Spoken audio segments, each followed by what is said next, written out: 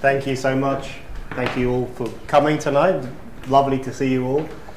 I think I'll start off talking a little bit about where I'm from. I'm from the United Kingdom. We're in deep trouble at the moment, morally, politically, socially. We've got huge problems. And I've been for a long time and writing about them, but they really were brought home to me on Saturday, the 19th of April this year, because something extraordinary happened on the 19th of April. There were two public demonstrations in the UK, two marches.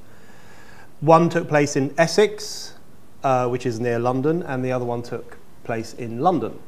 The one in Essex was a march against Israel, which we've had every weekend for 2 years. But this one was unusual because it was a march where the demonstrators were carrying dolls wrapped in bloodied shrouds. And they were holding these dolls up, these bloodied dolls, and they were saying Israel is killing babies. And what was extraordinary about it is that the part of Essex where they had this demonstration is a part of Essex that has a large Jewish community. And Jews were returning from synagogue, or they were going about their business, and they were confronted by this mob of people who were waving bloodied babies at them and saying, "You kill babies." And the other demonstration that took place on the same day in London was about the transgender issue. Very hot topic in Britain. I don't know if it's a big topic here, but it's a huge topic in the UK. And this was a march of trans rights activists, as they call themselves. I prefer to call them men's rights activists because it's about defending the right of men to go into women-only spaces.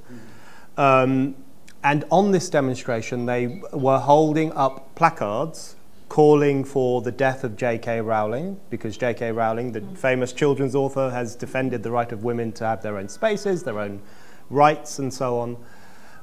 One of the placards showed a noose and just said the words J.K. Rowling underneath the noose, i.e. she should be hanged by the neck. Another one said, "Bring back witch burning, ... J.K. Rowling." And so I looked at these two demonstrations and I thought to myself, what century am I living in? Because there are mobs of people on the street calling for the burning of witches, and another mob on the street resuscitating the blood libel against the Jews. One mob was saying, strap these witches to the stake, set them on fire because they've said things that we find offensive and hurtful. These were primarily men. Some of them were dressed as women, but they were primarily men calling for the burning, the hanging, the destruction of witches.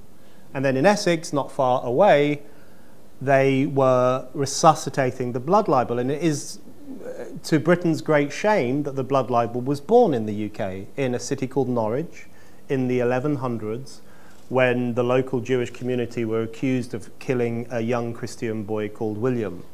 That's where the blood libel was born, and it spread like a pox through Europe, and I don't need to tell you what the consequences of that defamation were. People died, Jews were expelled from countries. It caused disastrous consequences for Jews for centuries. And here it was again on the streets of England, the very country in which it had been born and in which we thought it had been put to bed. And once again, Jews were having to negotiate mobs of people accusing them of killing babies. Once again, the Jews of Essex found themselves in a similar position to the Jews of Norwich, in that they were having these bloody shrouds waved in their faces, and they were openly being called baby killers. And I saw these two demonstrations and I thought to myself, Britain is lost. Because these groups of people, these were large demonstrations, and they were organized by the kind of people who consider themselves on the right side of history. They consider themselves righteous. And here they were calling for the killing of disobedient women, witches, and the shaming of Jews for their love of children's blood. Two of the core tenets of medieval society, that women should know their place, and if they don't, they'll have to be dipped in water, strapped to the stake, set on fire, and that Jews are a problem. Jews are a pox on our society, and something needs to be done about them. And when I saw those two incredibly regressive medieval ideologies burst back into the open, I knew that Britain was in an even worse place than I thought. And the thing that it's really important to bear in mind is that these demonstrations, these are not outlier ideas. These are not fringe ideas in the UK. Those demonstrations were simply giving expression to mainstream ideas in a more radical way. So, for example, we have a Prime Minister, Keir Starmer, who for years and years could not say what a woman was. Any journalist who wanted to trip up Keir Starmer, all they had to do was say, "What is a woman?" And he would just melt into a puddle of... He couldn't answer. And some journalists even started asking him, "Can a woman have a penis?" And it was just, he couldn't answer that question. He was like, "Yes, sometimes." And then once he said, "Most women don't have a penis, maybe 1 in 1,000. Which would add up to thousands of women in Britain with penises. So that's a mainstream idea. The idea that a man can become a woman simply by saying, "I'm a woman." And upon saying that, he should have access to women-only spaces. He should have access to women's domestic violence refuges. He should be allowed to go into women's changing rooms and remove his clothes. That is a mainstream idea held by not only the creeps on the street who were calling for the death of J.K. Rowling, but by the establishment itself. And the idea that the Jewish nation is a uniquely bloodlusting nation, a nation that takes pleasure in killing children, is a mainstream idea. I'm telling you it is. You see it in The Guardian. The Guardian is obsessed with the idea that the Jewish nation intentionally kills Palestinian children. Not that they are the tragic casualties of war. Children die in all wars. The worst things about war, as we all know. Not that they are the casualties of war as they are in Syria, Yemen, Sudan, everywhere. No, Israel intentionally kills them because it likes to kill children. That is a mainstream idea. You will hear that from the mainstream press. You will even hear it from certain politicians will give vent to that idea. So these are mainstream ideas. These regressive medieval ideologies are increasingly in the mainstream of dinner party opinion, acceptable opinion, the kinds of views you're supposed to hold if you want to be considered a good person. And there's a new idea that's moving around in mainstream journalist circles. I've seen it expressed by widely published columnists, which is, I don't know if you've seen this blood libel yet, but it's taking root in Europe, which is that the IDF in Gaza would shoot children in different parts of their body on different days of the week. So on Mondays, they would shoot children in the head. On Tuesdays, they would shoot children in their genital area. On Wednesdays, they would shoot children in the legs. This is a ritual? This idea is taking hold in European society, that the IDF doesn't only intentionally kill children, which we all know is a lie to begin with, but that it targets different parts of their bodies on different days of the week to satiate its inner bloodlust for either the wounding or the death of children. This is published, it's absolutely all over social media. One of the people who invented it is about to speak at a major conference in London. Is it a ritual? It's considered as a ritual? A ritualistic bloodletting is how it would be understood. And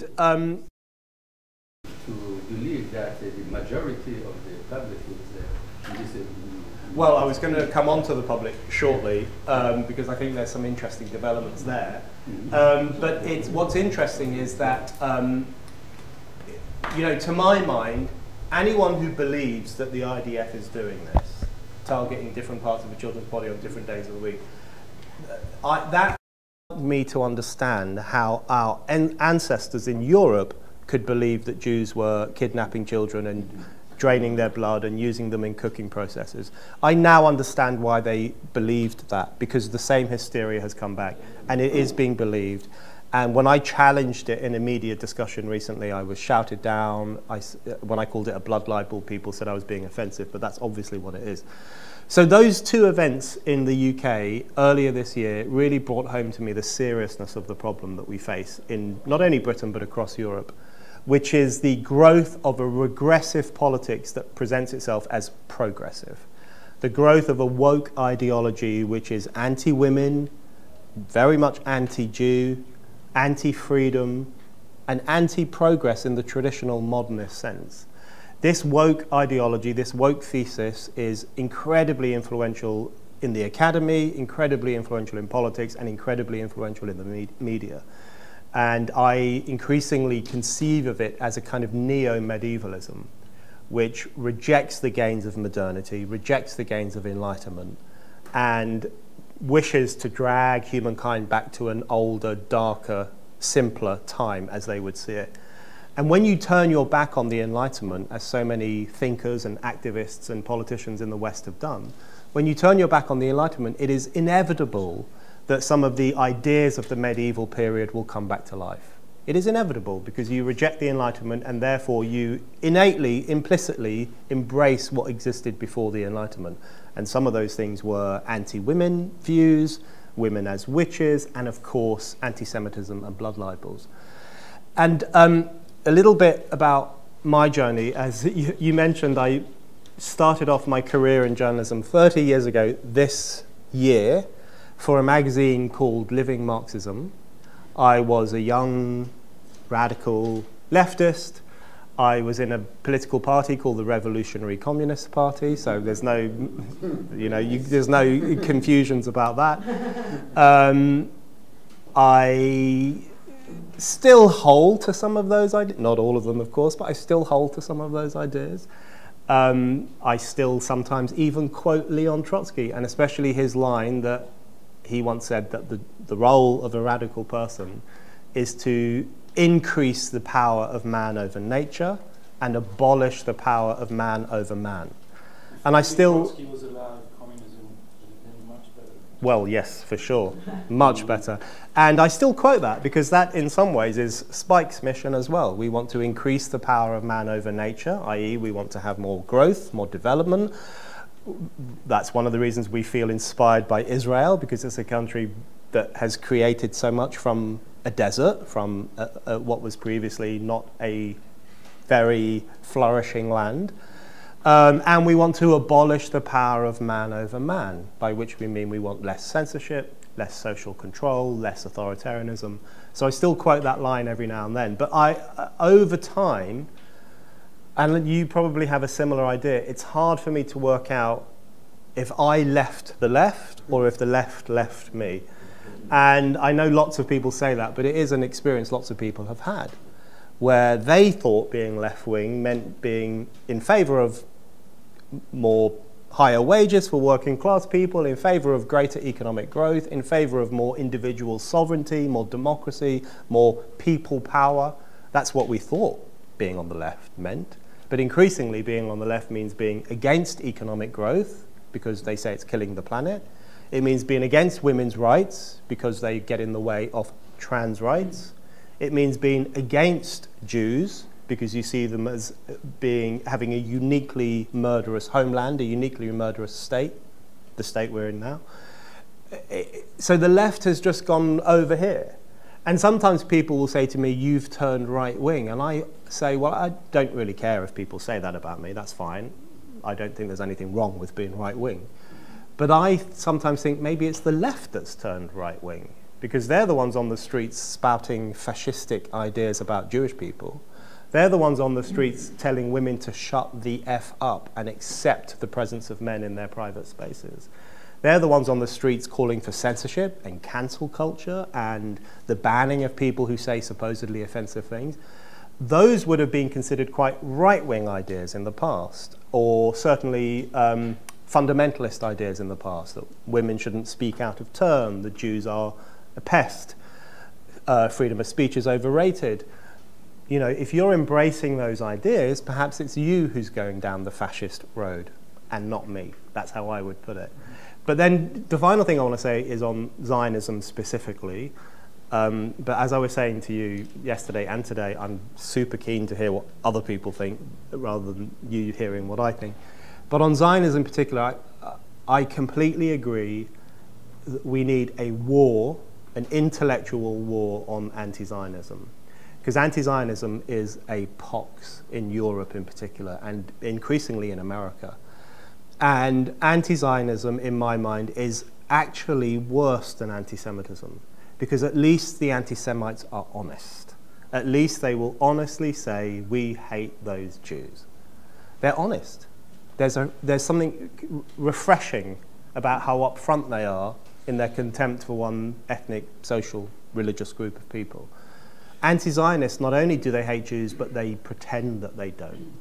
And it's that dishonesty that I think it's really worth breaking down and trying to understand what drives that. To my mind, anti-Zionism is anti-Semitism. It's so obvious now, because if you spend your every waking hour obsessing over the Jewish nation, if you take to the streets every weekend calling for the destruction of the Jewish nation, if you have convinced yourself that the Jewish nation, uniquely among the nations of the world, loves to kill children, loves to let blood, loves to be destructive, then you are an anti-Semite.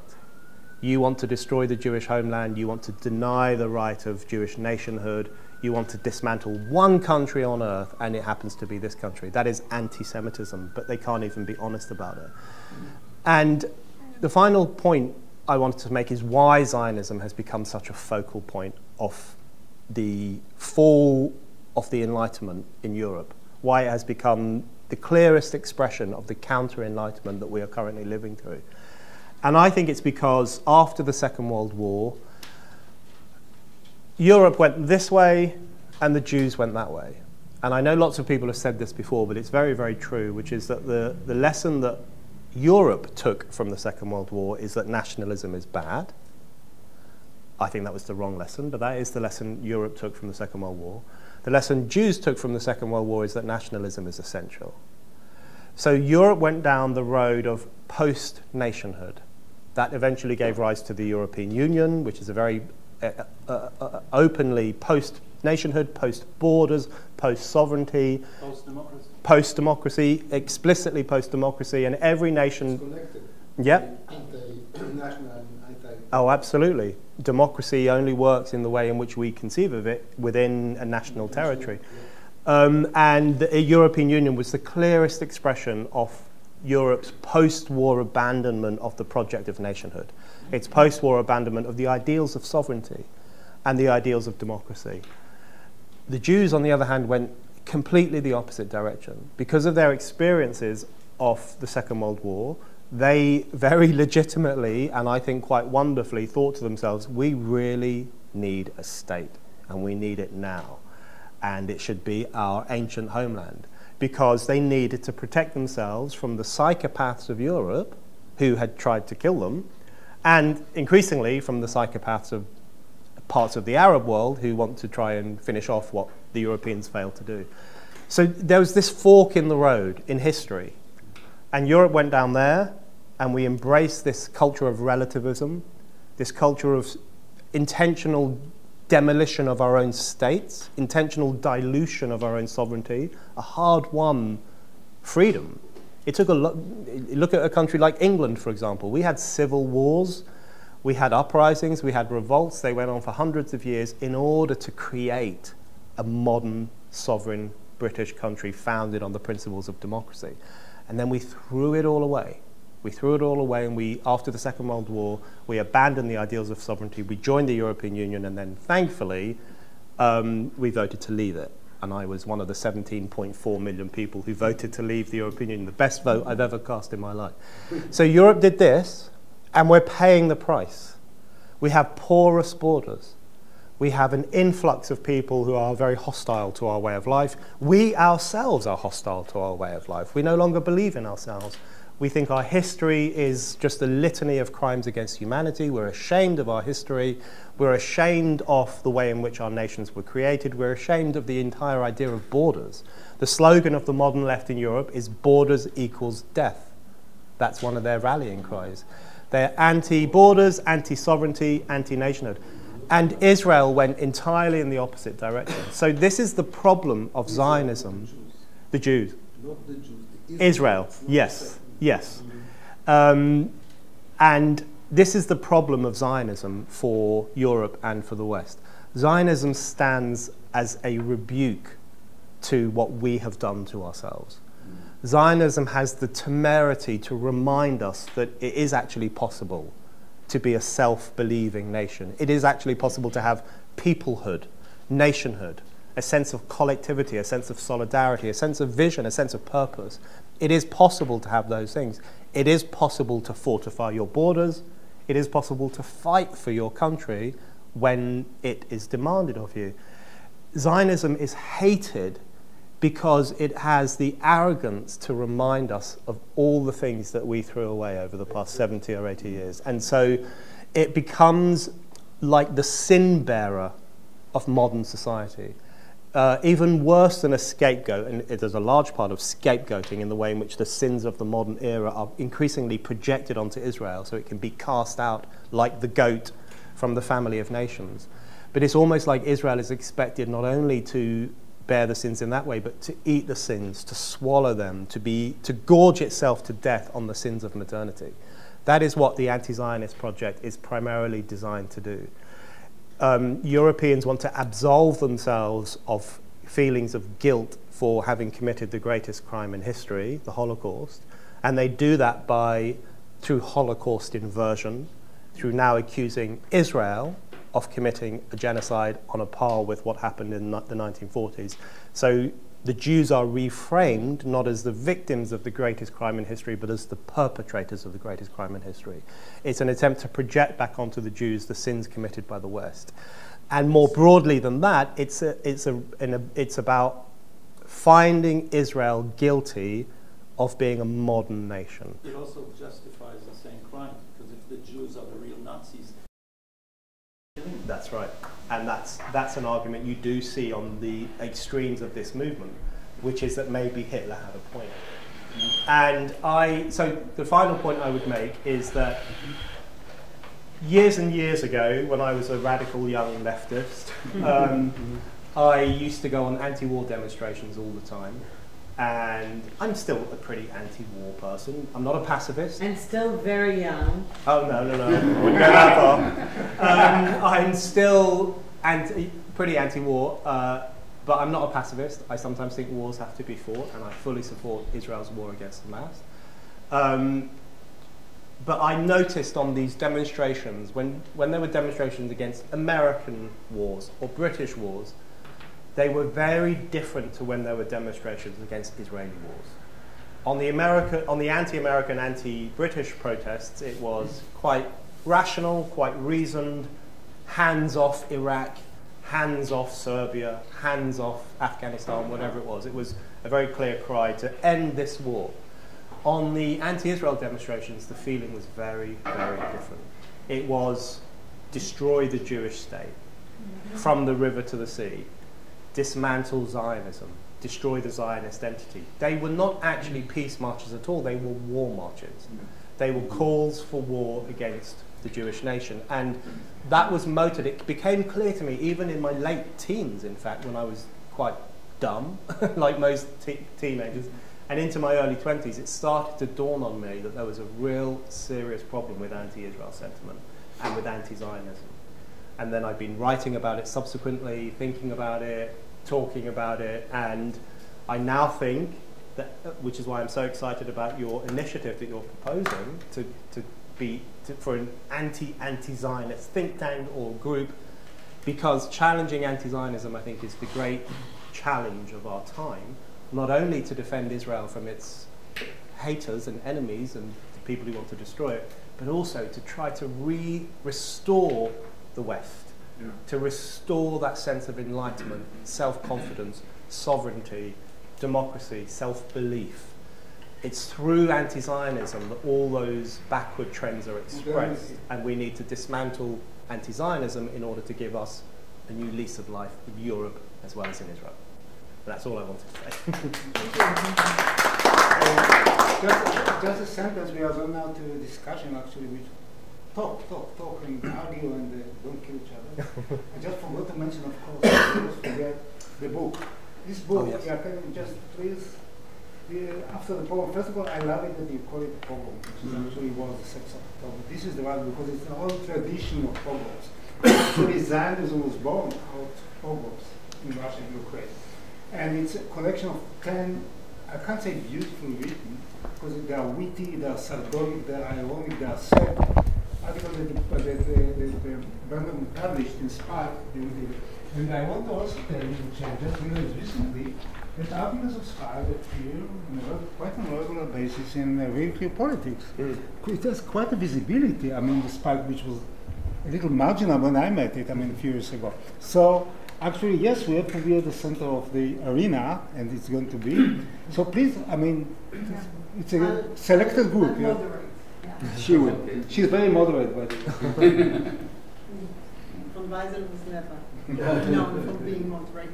Anyway, I'd like to start with Rabbi Sharkey. Thank you very much. From then on we'll go around the table, and each one will introduce himself a little bit.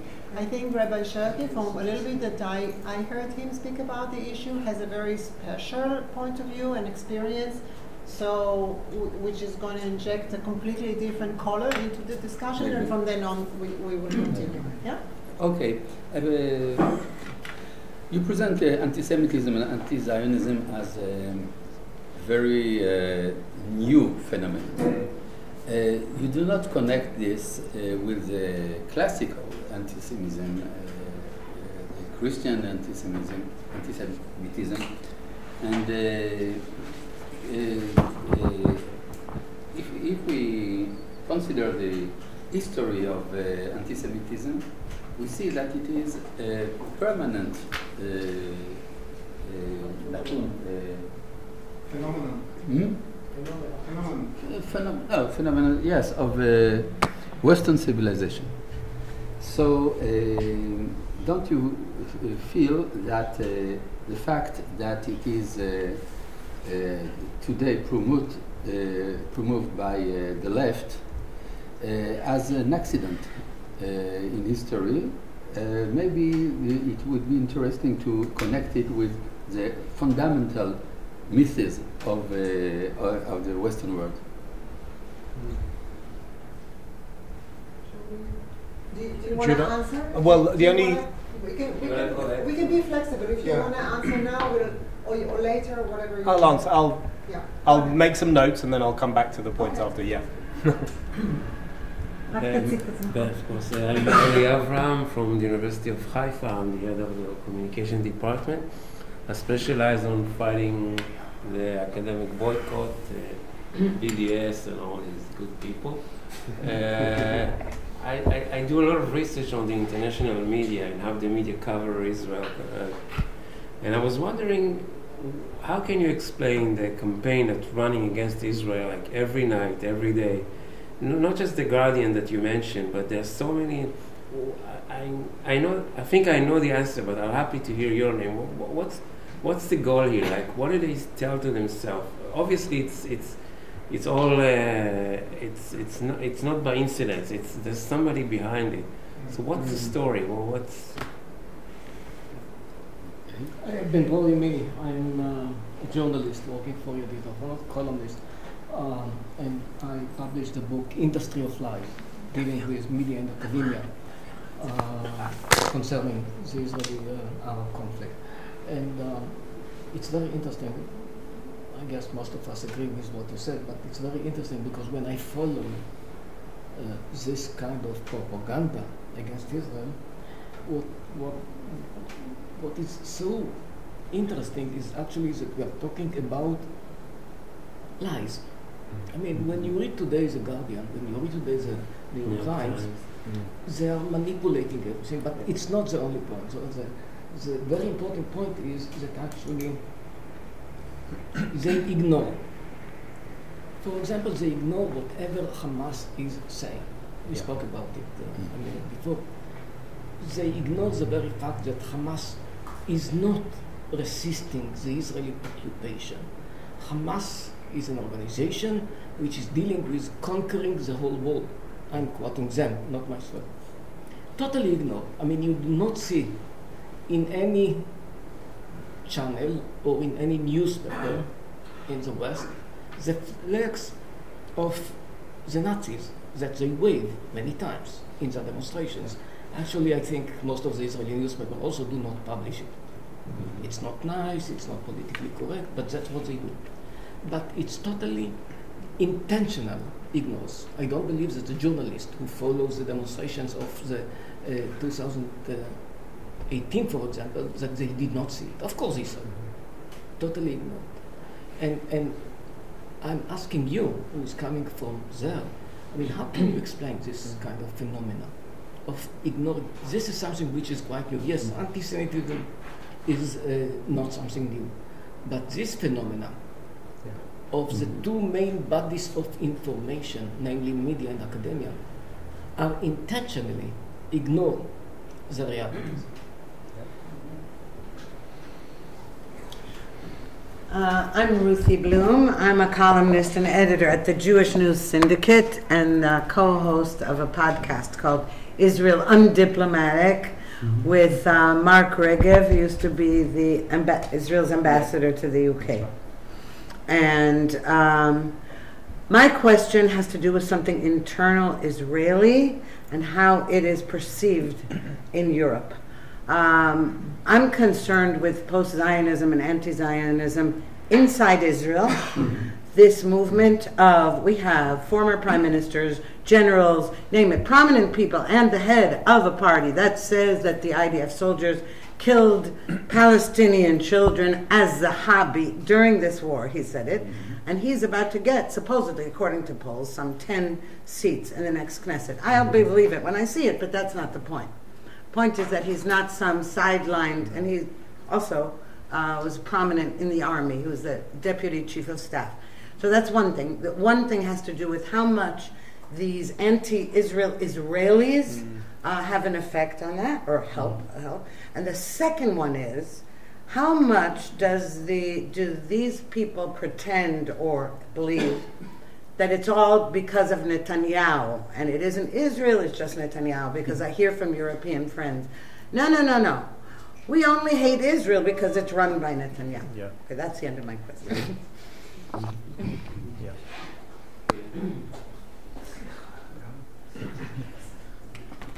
Hi, I'm Gad Yair from the Hebrew University, the first of the two Gads sitting here from the Hebrew University. I'm a sociologist. Fascinating talk, and I want to have a tangent because whilst you were speaking I was thinking, so what is the challenge that Russia poses to Europe? If Israel poses one, then what is the Russian challenge to Europe?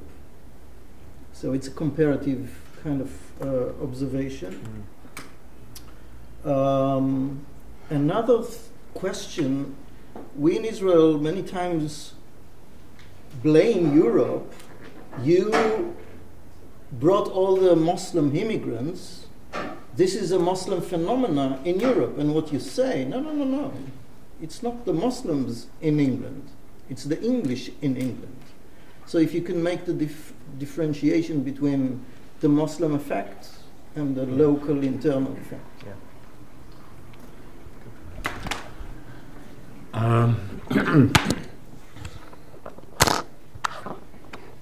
I'm Ari Shavit. I'm a passionate Zionist and a writing person.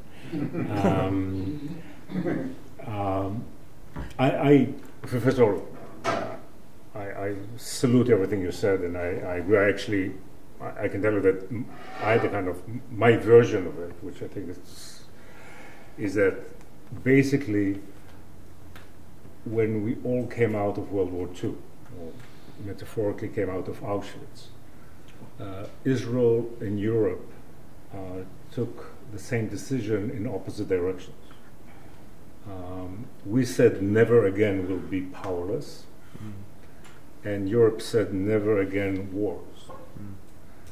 And as a result of that, I think that we have a kind of, I think part of that hate actually, talking of histories, that I think there was a kind of feeling in parts of Christian Europe that the Jews once again got the gospel first and they didn't understand the message. and they totally divert it. And that creates a very deep kind of, it connects the old story with what's happening. And as I see it, there are like 3 levels to it. I think really the return of anti-Semitism, because I would say the Holocaust was a tragic chemotherapy to anti-Semitism, and it fades. But there are 2 other elements which are connected to what you said, which is Europe, when deciding to leave colonialism behind, decided to detach itself from a messy world. Well, we walked right into a messy world. Mm-hmm. So we annoy Europe in a profound way beyond, not just because of, and that's very consistent with what you said, but having some British origins and pragmatic. What should be done? Should be done. What should Israel, as I totally accept your analysis, as you can see, there are some differences in this room regarding Israeli politics. I don't want to get you into that. But should we just be tough, or is there something we should also do regarding the Palestinian issue? Or what's, if you were giving advice to a perfect Israeli government, how to address this issue, what would be your recommendation? אמנון, לורד, I'm a columnist in ישראל היום. First of all, the presentation, the facts that you presented to us, although some of this was familiar, a lot of it was shocking. I mean, those medieval ideas that got into mainstream Europe, it's amazing. But I want to take it, the discussion maybe to a side issue, and this is the fact that even in Israel itself, and you can say in Hungary, the States, in South America, people delegitimize Zionism by framing it as undemocratic, like Netanyahu, Orban, Trump, and even the Nobel Prize winner from Venezuela. I noticed that in the liberal press in America, they weren't satisfied with it because she's right-wing, she's neoliberal, and she dedicated it to Trump himself. And there are some scholars, maybe they're important, maybe they're not, who say that those leaders who support Zionism are populist and anti-democratic. Yeah. Hi, I'm Avi Baraly. I'm an historian at Ben-Gurion University. I deal with the political history of Zionism and Israel, generally speaking. I think you said a lot of penetrating things here, ideas, but I think the most important thing to my eyes was the fact, your remark that the Jews and Europe turned to opposite directions after World War II. Well, I'm not sure about it, because Europe took the anti-national turn not just after World War II. It took this. This happened in Europe ever since the 80s, not before that. That's one thing I wanted to say to you. And I think it's important because we have to understand why, to understand the sources of this turn in Europe. It's very important for us.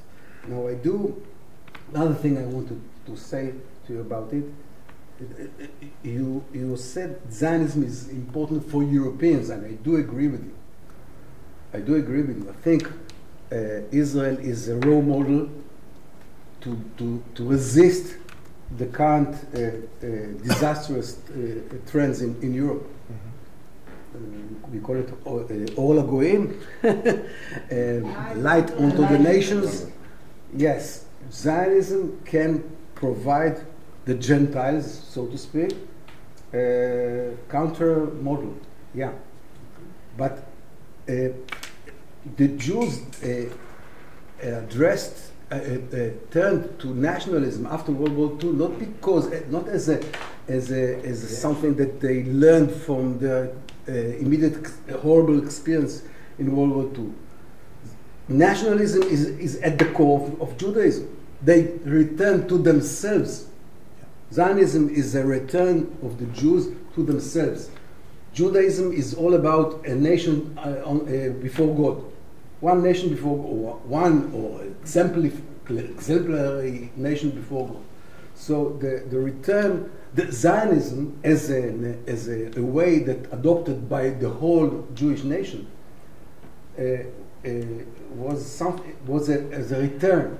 It's a return. It's not some. That's very important because, and that's why anti-Zionism. That's the deep reason why anti-Zionism is anti-Semitism. They are addressing the very core of Judaism when they resist the nationalism. When they resist nationalism as a political principle, political organizing principle. When they do resist this principle, they resist Judaism, not only Zionism. Because Judaism among other things, presents the idea that people should have national solidarity at the core of their states. Now, I think, and I don't want to be too long, but I want to say, we have to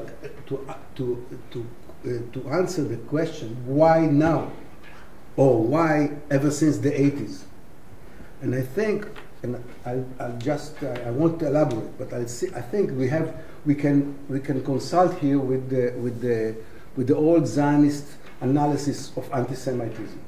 And we can invoke the socio-economic analysis of anti-Semitism in Zionism ever since Herzl. And we have to understand that the anti-national trends in Europe and in the whole of the West has roots in the disintegration of society during the late capitalism. We cannot understand the deep resentment towards us. I cannot understand without and the deep disintegration of the Western civilization without using some socio-economic analysis to this. Yes. Okay. Yes. You don't have to be Marxist in order to understand that economy is one of the bases of political culture. You don't have to be. You don't have to be a Marxist. Don't go there. Okay. I'm Gadi Taub. I think I can boast of writing the first anti-woke book in Israel. It was in 1997, an analysis of postmodernism here. And I think to this day that conservatives don't know. What? I mean, Amer the Shafush. Allenby is also an anti-woke book. It is. And I think conservatives misunderstand the phenomenon to this day, or they see only one side of it, calling it cultural Marxism. And here I disagree with your analysis that it is a negation of enlightenment, because it is also a working out to the radical extremity of the logic of enlightenment. Because enlightenment contained in it two prongs, both of which led to anti-nationalism. One was Marxism and the class solidarity, and this is collectivism, and the other one is fragmentation and individualism. John Locke also is incapable of formulating an idea of a national collective. So we have both liberalism and Marxism going two separate directions. And then if you look at identity politics, you see that behind identity politics, the principle behind identity politics is individualism. It's supposedly solidarity of groups, but as Christina Hoff Sommers beautifully put it in I don't know if you know this book, brilliant book, Who Stole Feminism? In the 90s. She said, when we came to gender studies national conventions in the 80s, we had an agenda. When we came to the same conference in the 90s, the group of overweight Jewish women in sexual transition parted into allergic and non-allergic. Yeah. Because the principle is you will not define me from the outside. And this is, I'm a student of American culture. This is not Marx, it's Emerson. It's Ralph Waldo Emerson. The self is always a construction, and I'm the self-made man, and Judith Butler is just a self-made transgendered individual. She lands in exactly the same spot. So I think since this comes from America, I'll very briefly say that I think the left has changed in the 60s. It left the Marxist path and it moved to culture, and with it, it moved to radical individualism. This is all the hippies of the 90s, do your own thing, all that. And what happened is they formulated themselves in opposition to American conservatism. There is a problem with American conservatism. I won't get into it. It's a society that's individualistic and revolutionary and capitalist. And so conservatives clung to three things: family, nation, and God. The left reformulated itself as an attack, the old Enlightenment attack, on God, on family, and on nationhood. And this is why it ends up with what John Fonte, I think this is the book to explain what's happening, Sovereignty or Submission, called transnational progressivism. Progressives are also the end result of enlightenment, or the idea that we will completely reprogram society based on reason. That's one thing. The second thing is, I second my friends who say that we should be pragmatic. The argument about Zionism has to do with what I said, because there is a war of ideas. On the one side, there is Edward Said in explaining Zionism, and on the other side is Benjamin Netanyahu. I don't see any other leading figure on the world stage saying. And the Edward Said crowd is saying Zionism, as you rightly say, is a remnant of all the bad old ideas. And I totally agree with it. It's an original analysis. I haven't heard it before. The scapegoating idea. I completely agree with that. But this is a description of Zionism as a rearguard action of these old bad ideas. And so we have to get rid of it. And what Netanyahu is saying when he's saying this is not a clash of civilization, it's a clash between civilization and barbarism, he says Zionism is the spearhead of the war of civilization against barbarism. And so it's the wave of the future. And now the question is, which paradigm will win? Netanyahu is saying, our war is your war. What you are fighting, grooming gangs, we are fighting the same people here. Or, and this is the thorny issue of immigration, will Israel land on the wrong side because liberal Jews support immigration, and Israel is making war, and they will say, oh, you're exporting more refugees. So will we be able to because then we will also lose the right.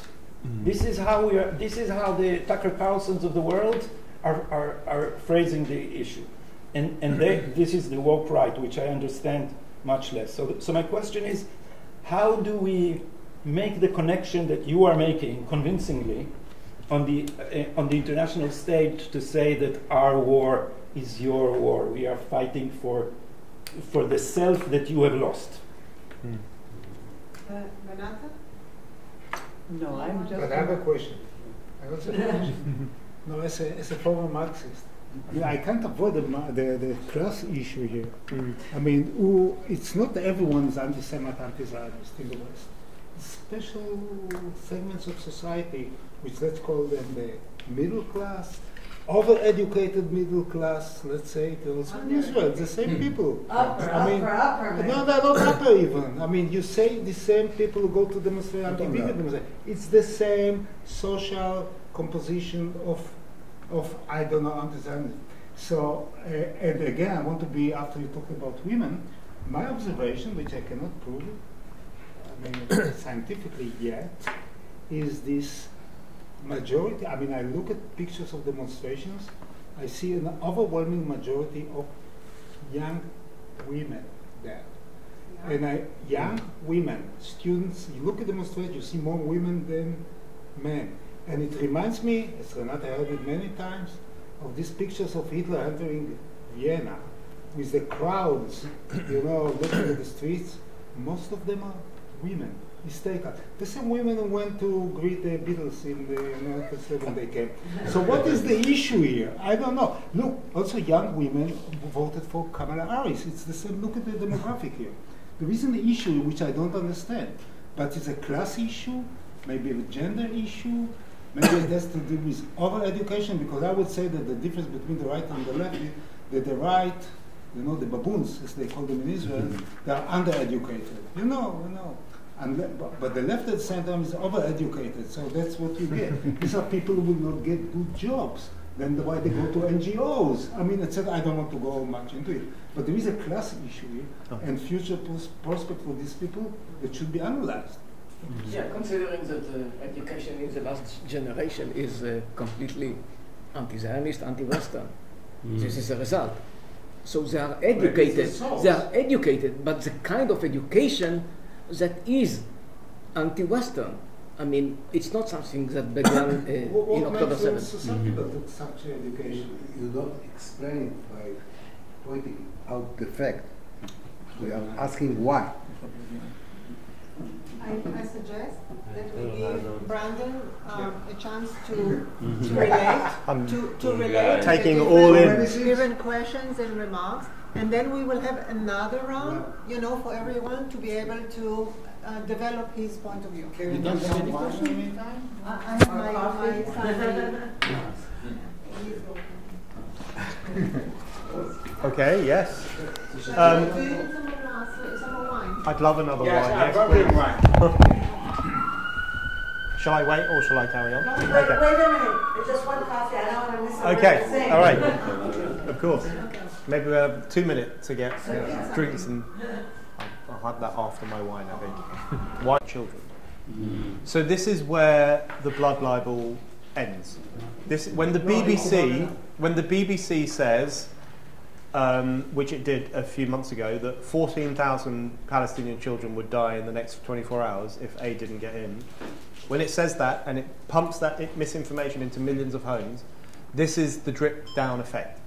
When the newspapers and social media constantly tell us that the Jewish state kills children, this is the drip-down effect. You get into the minds of people who are already predisposed to anti-Semitic hatred, and you give them a reason or a justification. And that's why you have a radical Islamist whose name was Jihad, and he was from Syria. And he was a convicted rapist. He was a rapist, so the women question comes back into it again. Women and Jews, it's always those two constituencies. What you end up with is a man like him at the door of a synagogue saying, "You killed our children, I'm going to kill you."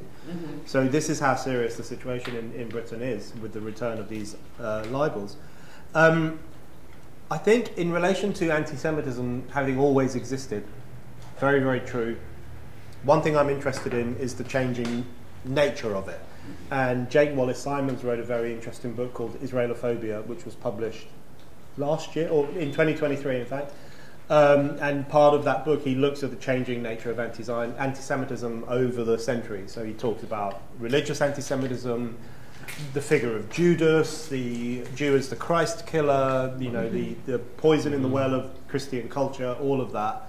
And then the move to a more political anti-Semitism. So the left has flirted with anti-Semitism before, in the 1910s, the 1920s. Then it was called the socialism of fools, because they held the Jews, August Bebel, a famous Marxist thinker, called it the socialism of fools, because they held Jews responsible for capitalism, for the banks, modernity. That's why we lost Trotsky. Yeah, yeah. And then you have, that's right, and then you have scientific anti-Semitism during the Holocaust, biological anti-Semitism, the idea that they are a disease, that they're a problem, and now we have anti-Zionism. So you have a form of anti-Semitism that is devoted to the destruction of the Jewish nation. And so the changing nature of it is so interesting, because what that reveals is that anti-Semitism is always a response, or I guess the bastard child of a lack within Western culture itself. So the fact that it always returns, sometimes in a different guise, often in a different guise, suggests that it's satisfying some need or some lack or some hollow culture within the West. And the Jews are often the first to be targeted when a society feels itself spinning out of control or feels that things are going wrong. In relation to individualism and identity politics, I think it's really, I'm more with Christopher Lasch on this question, because in his book Culture of Narcissism, which was published 79 decades ago, is one of my all-time favourite books. I recommend it to everyone. He talks about how he doesn't necessarily use the term identity politics, but he was talking about the preceding developments, feminism and other cultures, bad feminism and other cultures that gave rise to identity politics. And he argued, I think very convincingly, that it was actually a negation of individualism rather than a propagation of it. So he talks about the old liberal culture of individualism in the 19th century and the early 20th century, which was the rugged individual who would go into the world and make an impact on it. And then he talks about this new culture of narcissism, which actually expects the world to be a mirror and to reflect the individual back to himself or herself. So that very narcissistic, passive, needy, desperate for validation kind of culture, which actually negates the individual and actually destroys individual sovereignty. And I think transgenderism is a good example of this, because transgenderism is often presented to us as the new civil rights movement, the new individual rights movement, but it's actually about the self-destruction of the individual. Physically, they are destroying their own bodies, they're having them cut apart and chopped up and thrown in the bin, etc., etc.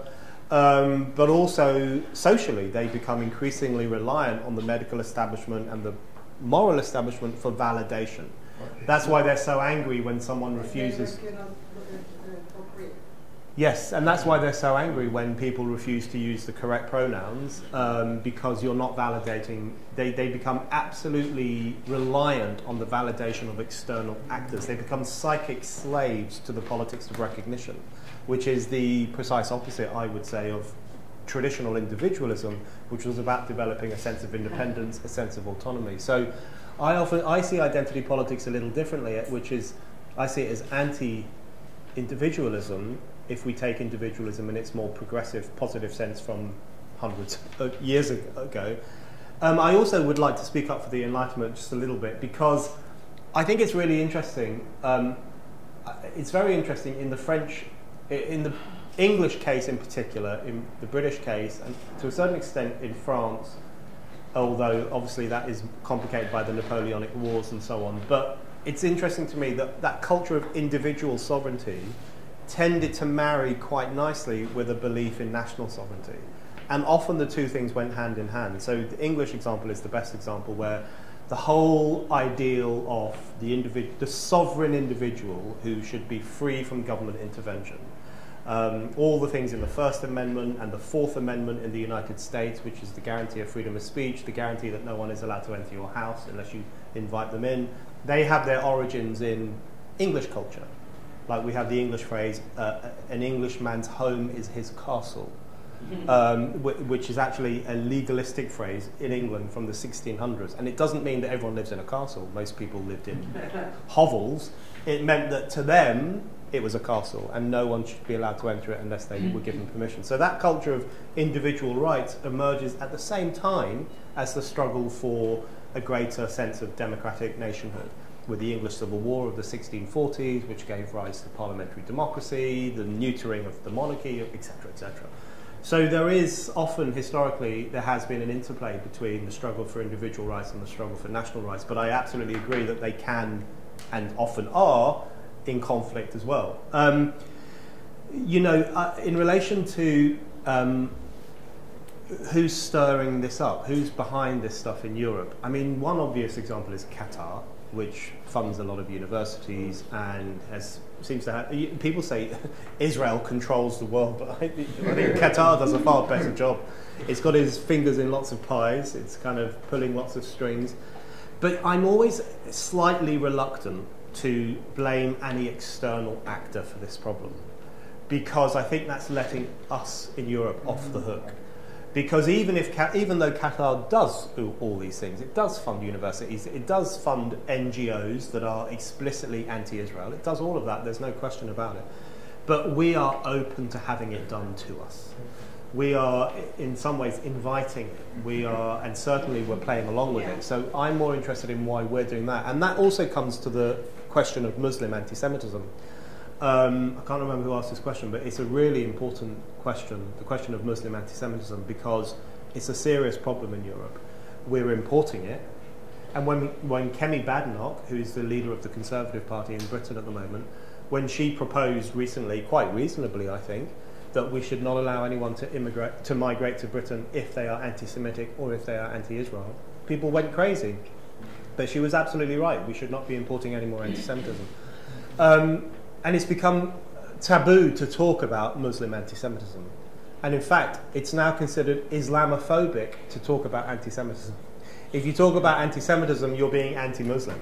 So you have, this is the contortionism of identity politics, where you can't even talk about anti-Jewish racism without yourself being accused of racism. But what I find interesting on these demonstrations, it's a mishmash of things. And in France, they call it the Islamo-left. And that's a term that has spread now across Europe, because there is such a thing as the Islamo-left. And this is a left that has thrown its lot in with radical Islamists, with anti-Semites.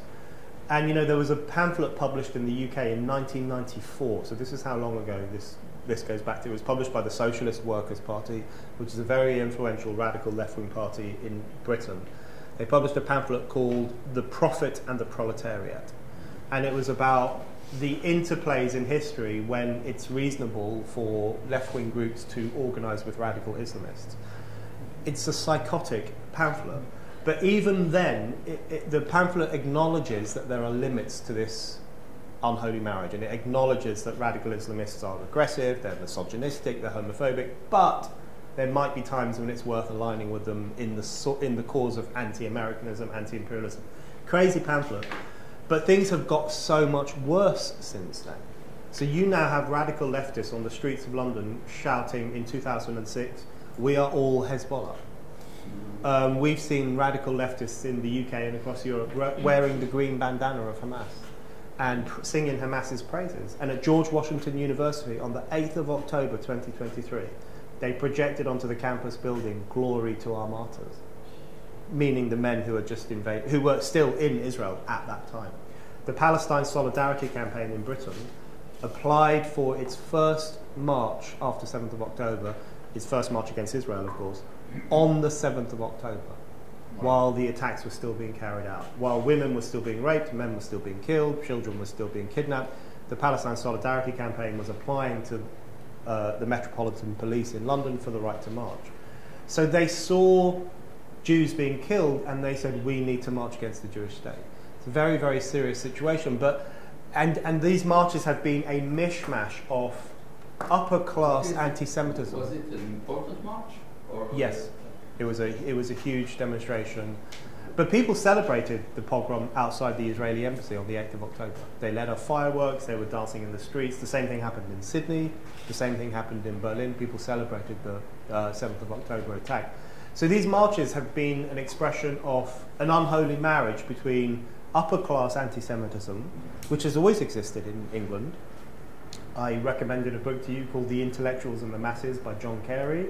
It's a brilliant book published about 25 years ago where John Carey, a Cambridge academic, explores the hatred for the working class that motored late 1900s, early 1900s writers and thinkers like Virginia Woolf and others who were incredibly classist, incredibly contemptuous of working people and mass society, and also anti-Semitic. So he explores the kind of phenomenon of upper-class anti-Semitism, which has existed forever. Look at Roald Dahl, for example, one of the most celebrated. Roald Dahl, the author of Charlie and the Chocolate Factory and James and the Giant Peach. He was a notorious anti-Semite. He came from that section of society. So that's come back. And if you ever see, there's a group in Britain called Palestine Action, which has been prescribed as a terror organization. If you ever listen to an interview with them, they can't be interviewed anymore because they've become an illegal organization. But if you ever heard interviews with them, they were always very posh. They always had those cut glass accents, as we call them in England. Very refined speaking, very received pronunciation. That was the return of that kind of blue-blooded anti-Semitism, that aristocratic anti-Semitism, which has always been there in British society. Since 7th of October, it has crashed headfirst into Muslim anti-Semitism. So on these marches, you will see some posh leftist who went to Oxford, has had every privilege in life, marching shoulder to shoulder with some second-generation Bangladeshi Briton who wants to kill Jews. This is the association we're talking about. So Muslim anti-Semitism is a huge problem. But in relation to all of these things, what interests me most is why the West is allowing it to happen. So why is the West importing millions and millions of people from regressive cultures? Just to give you a sense of how serious this is, around 700 men, mostly men, arrive on the shores of England in small boats every single day. Every single day. Some days it's 700. Some days it's 1,000. Every day of every week. Thousands upon thousands every year. Every month, in fact. And Britain, the once great naval power of Britain, seems utterly incapable of stopping this from happening. And in fact, it encourages it. It encourages it, in fact, because when these men arrive, they are put up in 4-star hotels, they're given 3 meals a day, they're given medical treatment, they're given dentist appointments, doctor's appointments, because the Refugee Convention stipulates that when an asylum seeker, and they present themselves as asylum seekers, arrives on your shores, there are certain responsibilities. So to give you a sense of what this means, someone who was born in Britain and whose family has lived in Britain for hundreds and hundreds and hundreds of years has no right to call on the government to say, you must give me somewhere to live and you must give me 3 meals a day. They don't have that right. The government would laugh in their face. Of course they have access to welfare benefits, and the only people who have access to a house are women with children. So women with children don't live on the streets in the UK. That's against the law. They are always provided with accommodation. But everyone else in Britain, a 25-year-old man, down on his luck, lost his job, has no money, he would live on the streets. If he asked the government to give him a hotel room, free of charge, and 3 meals a day, they would laugh in his face. But the Refugee Convention stipulates that they must do that from someone from the backwaters of Afghanistan who just arrived 5 minutes ago. So it creates this two-tier system where British-born people lose out, and this is where it is a class question, because who's the most down at heel? It's the working class or the poor. They expressly lose out.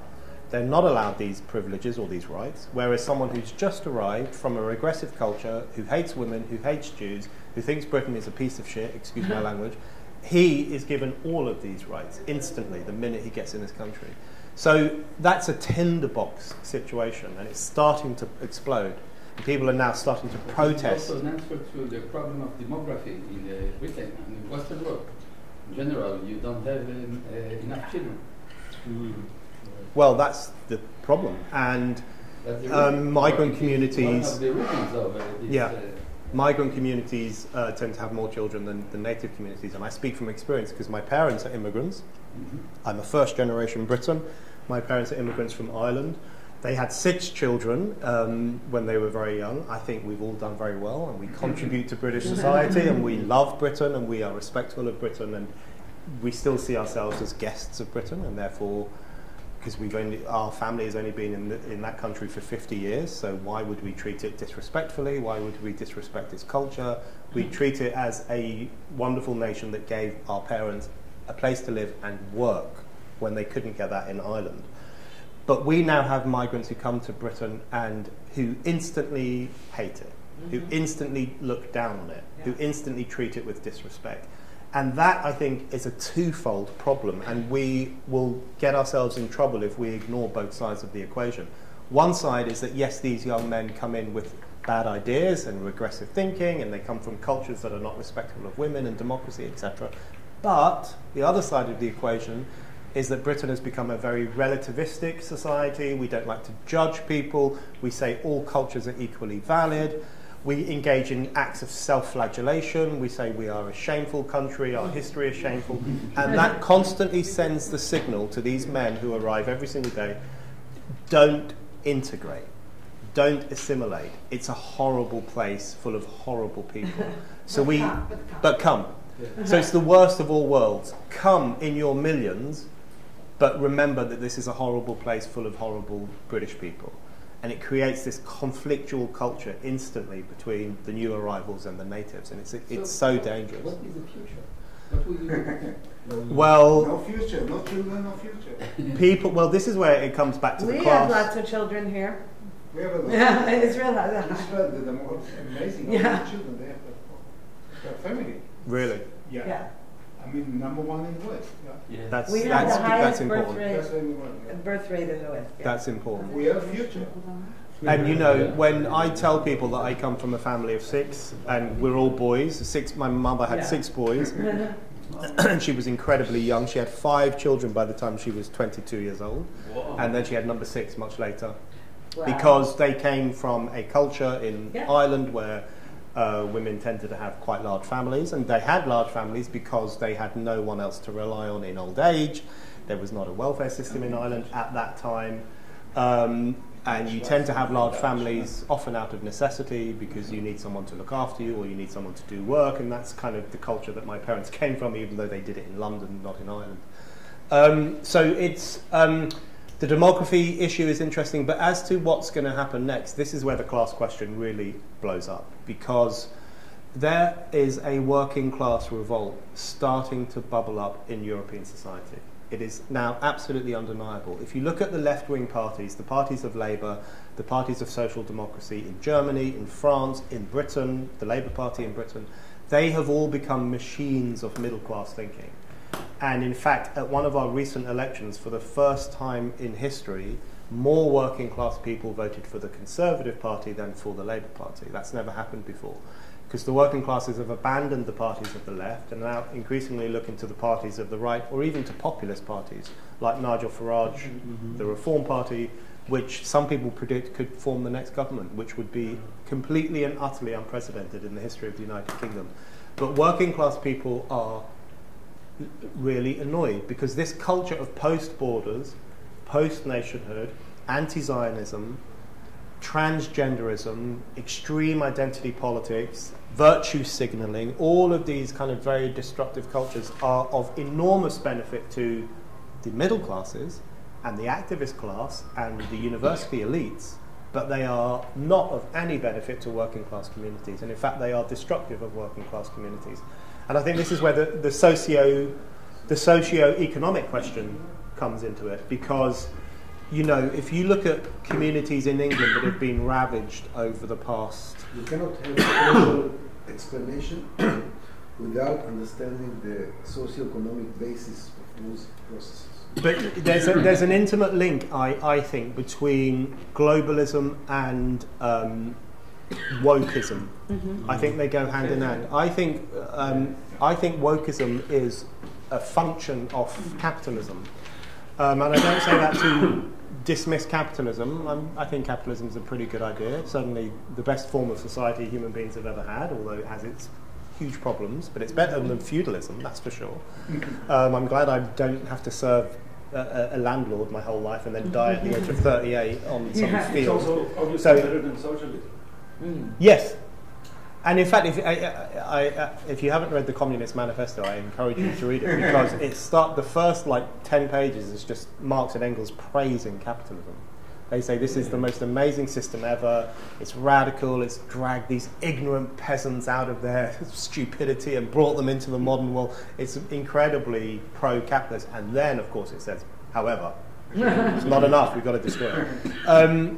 But capitalism plays a role in this, and identity politics in some ways mirrors capitalism. The idea that you can get something off a shelf, you can buy a new identity, you can just, it does have that capitalistic component to it.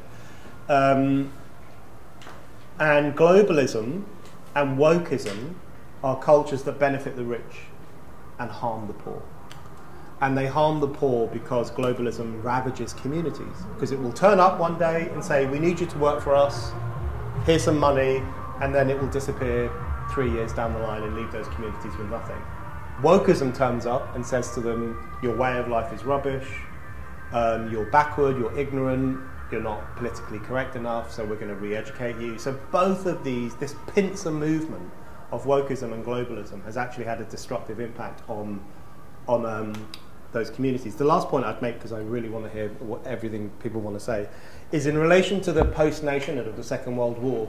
I think you're right. I can't remember who said it, but someone said that it took form later, not right away after the Second World War, but really in the 1980s. I think that's right. But it did start quite soon after the Second World War. So the origins of the European Union, for example, the European Union wasn't signed into existence until 1992 with the Maastricht Treaty and so on. Okay. But it started to form with the European Coal and Steel Community in 1951, which was the origins of it. And then, even more importantly than that, even more importantly is the European Convention on Human Rights, which gives rise to the Refugee Convention, and that comes from 1948, 1950, 1951. And it's still in force. Yes, and the thing is that it was not as practical as now. But the thing is, something quite theoretical back then. But that's a good example of something that comes from the post-war experience, and it comes from the wrong lesson that Europe learned from the Second World War, which is that nationhood is bad. Britain and France were typically nation states. Yes. Struggling for power up until at least the 70s. But the origins of the national disarray happen quite soon after the Second World War, even if they don't have consequences until a little later. So the ECHR is a perfect example of this, because it's born in 1948, it's ratified in Rome in 1950, I think, takes effect. For a long period of time, it's just a human rights legislation. It doesn't make much difference. But now, that convention is now one of the main barriers to sovereignty in the United Kingdom.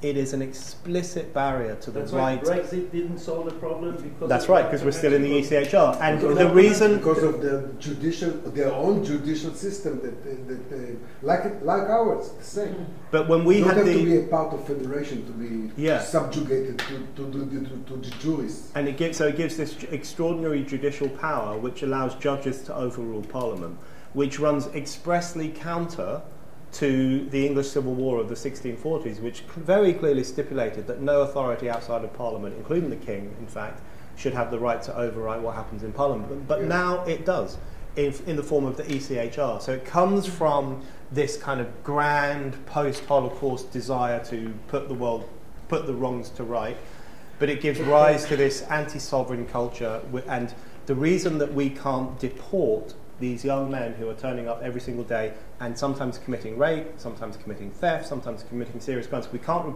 deport them because of the ECHR. So that's how detrimental it's been. Short remark. You're right if you're historically if you're concentrated on ideas after World War II, but the ideas were anti-national ever since you're right.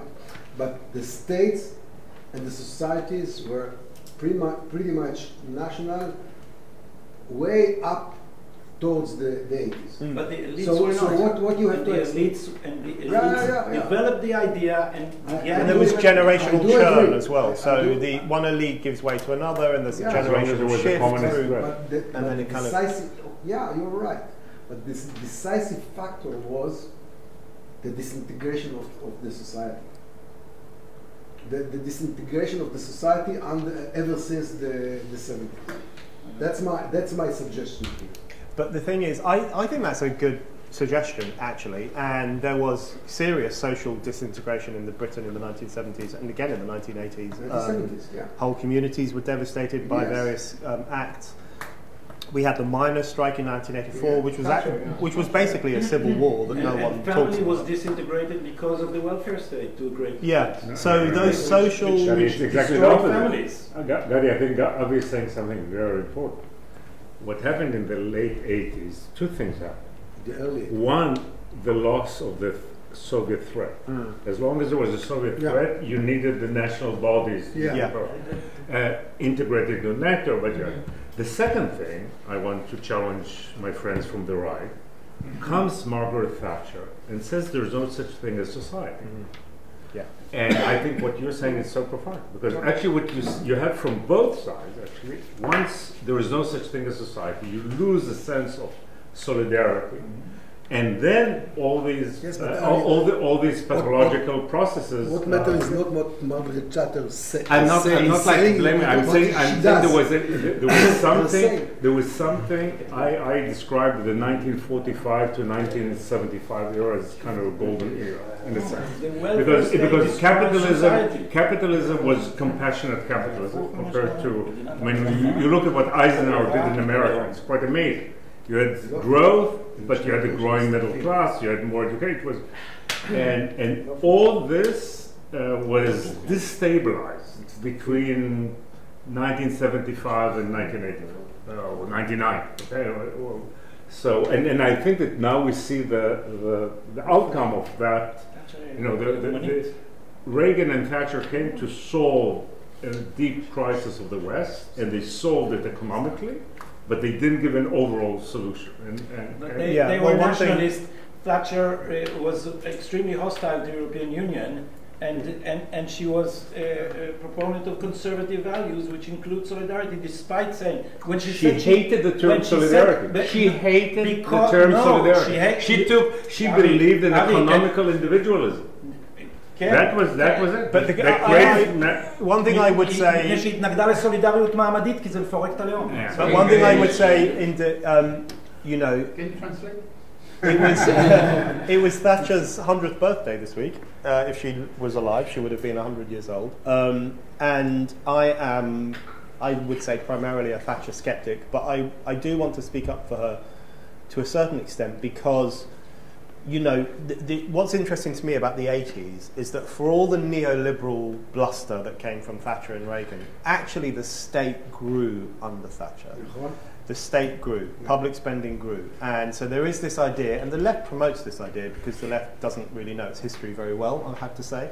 The left promotes the idea that under Thatcher, it was just cut, slash, everything was dismantled. But actually the state continued to grow under Thatcher.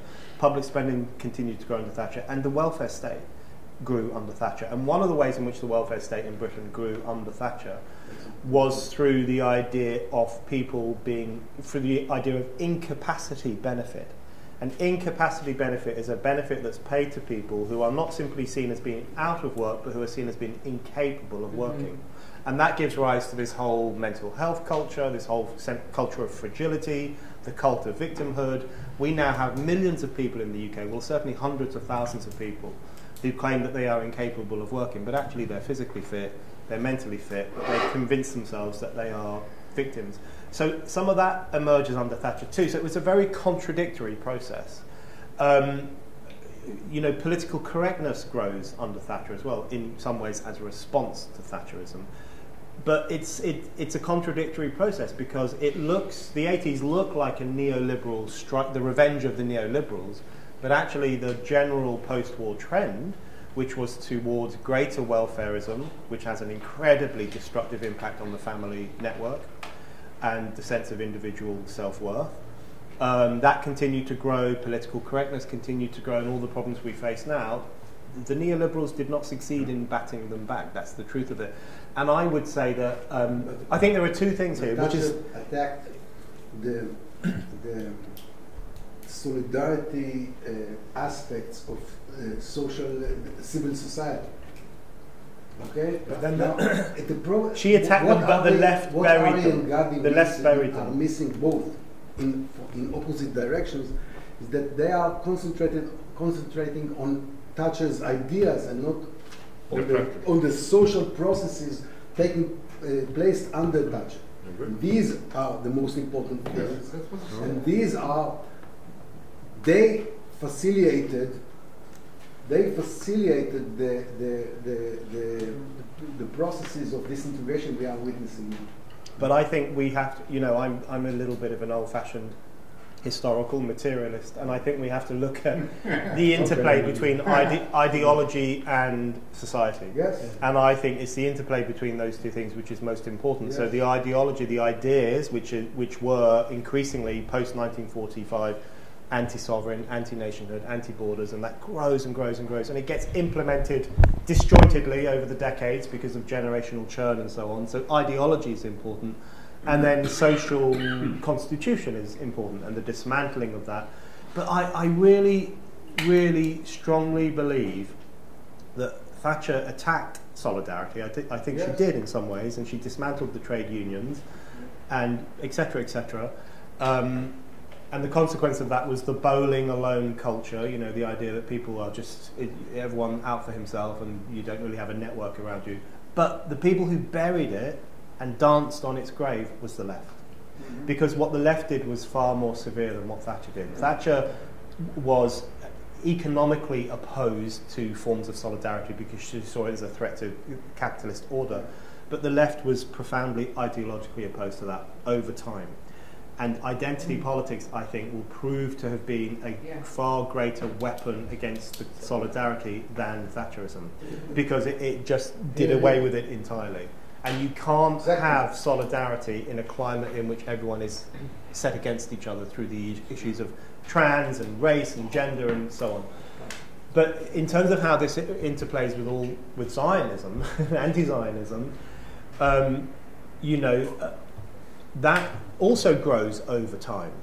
I think it really starts to develop in Europe in the 1970s when young German radicals in particular, we talked earlier about the Baader-Meinhof gang and so on, they start to openly support the Palestine movement and the Palestine radicals and the Black September movement, because that was a new generation in Germany who did not... This, that they abandoned the popular strata of society.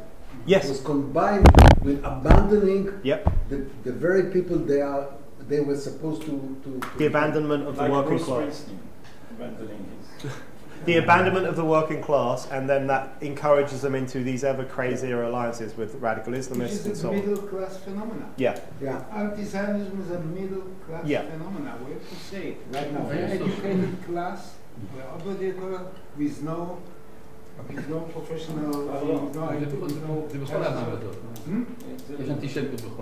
No. But I have to say something, because when we talk about anti-Zionism and anti-Semitism, I mean, there is a problem. We have a problem. You and me have a problem. And you know what is the problem?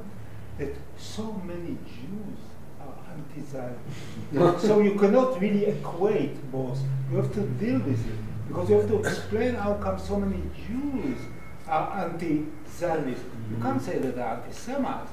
Oh, yes, you can. Yes, you can. You know what? They are not very convincing. Sorry. You have to explain it. Not in what you said, It is a direct consequence of the Holocaust.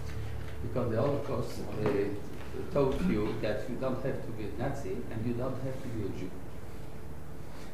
Because if we are a Jew, Nazis will kill you. But this comes back to your question. It comes back to your question, which I didn't answer because I wanted to ask actually you a question, because you talked about how the ways in which Israeli intellectuals, politicians, former generals, the elite, what we would call the elite, although I really hate that word, you know, because they're not very elite. I know, but I mean, okay, that's the word. The woke elite. The woke, whatever. Yes. And by the way, you know that Israelis make a joke, just so you should know, that in these demonstrations, what we call the Kaplan demonstrations, that started against judicial reform, started way before that, but judicial reform, and then throughout the war, they said, they call them the demonstrations of the white-skinned and white-haired. Okay, a bunch of boomers who missed the 60s or whatever, with their white hair and their, you know, radical whatever, and very few of North African origin, very few, you know, we're... Wow, that's interesting. But anyway, I wanted to say that. But how bad has that? Because today I was in the south, and I went to Kibbutz Be'eri, and I met some of the people there who survived the attack and who are rebuilding their community. And I went to the site of the Nova Music Festival, and incredibly moving to see these places that I've been writing about for 2 years, but haven't had a chance to visit them until today. And I talked to lots of people there, and I had some really interesting conversations. And one conversation we had, I was asking people, you know, in Israel itself, because a lot of us in the West look to Israel as a beacon, as a reminder of how society can be or how nationhood can be.